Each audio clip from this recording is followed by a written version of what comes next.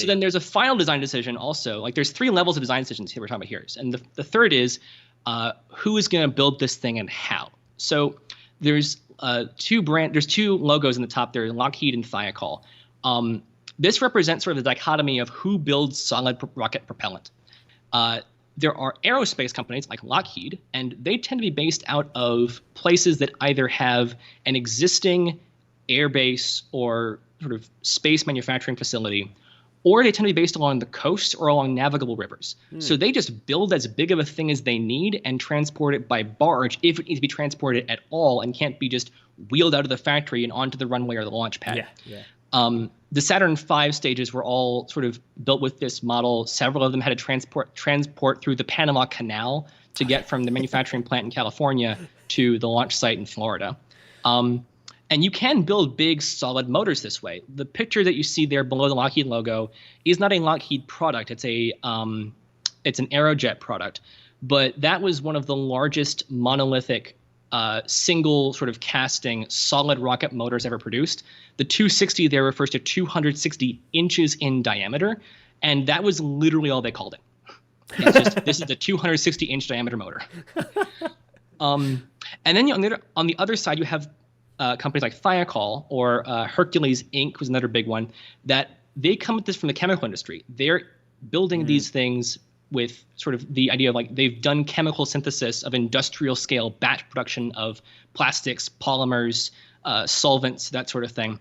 And Hercules and Thiokol in particular were chemical manufacturers that specialized in explosives, because it turns out that if you're going to build rocket propellant, it's going to have some chemical similarity with explosives. But they're all based inland in places that are fairly remote and have low population densities. So Thiokol and Hercules were both manufacturing in Utah in the desert, significantly away from population areas. And as a result, the only way you can transport these big, heavy boosters is by rail. And you physically can't put a rocket as long as a completed SRB onto a rail car. SRB stands for Solid Rocket Booster.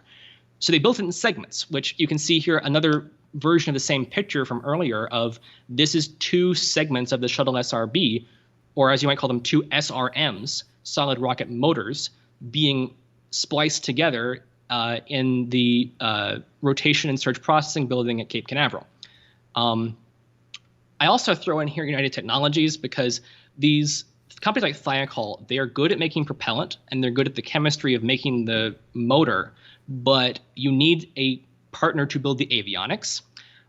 United Technologies wound up getting the contract, and they had Thiokol subcontract out the motors.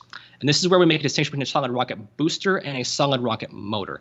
The booster is the complete flight system. It's the part of the launch vehicle that provides the thrust, gets to orbit, gets recovered by parachute. The motor is the individual pieces of the booster that have propellant in it. So Thiokol was building the motors, and then United Technologies was come along and also add the parachutes, the nozzle, the thrust cone, the avionic systems, the sort of the aerodynamic elements required for the thing to actually fly.